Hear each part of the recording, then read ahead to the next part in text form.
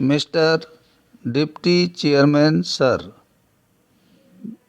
before I deal with all the issues themselves and the statement made by the Home Minister, I would like to express my deep admiration for the person who has unearthed all these facts which are the subject matter of the discussion today. Stop.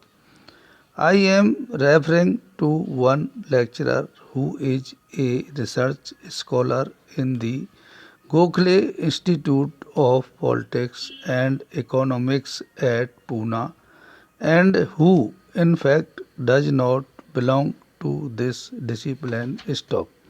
He is basically a scholar who studies agrarian legislation, and it is by chance that in the course of his own efforts in the field of agrarian legislation he discovered that there are laws relating to agrarian matters in the state of Bihar which have been enforced through ordinances not once, not twice, not thrice, but scores of times, and not for a period of 6 months or 8 months or 1 year or 2 years, but to the extent of 13 years without the law being referred to the legislature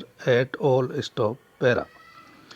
And it is then that he pursued this matter and came up with this treatise, which is called the Repromulgation of Ordinances, a fraud on the Constitution of India. Stop.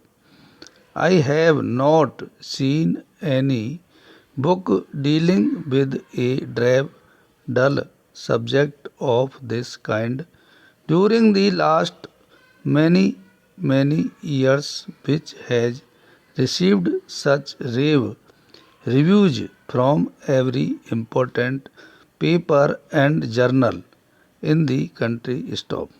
Everyone has said that this particular work that he has done is a signal services done towards the defense of the Constitution. Stop. The case of constitutional integrity has been admirably served by this gentleman by unearthing and revealing all these facts. Stop. Before I would deal with the facts and come to the point, I would like to say that listening to the minister, I felt extremely disappointed. Stop. Para. The first half page of his statement add up to nothing else but a summary of the constitutional position and the provisions with which we are quite familiar. Stop. Everyone knows them. The substantial part of his statement comes in para 3, in which the government of India has virtually justified and agreed in whatever has been done. Stop.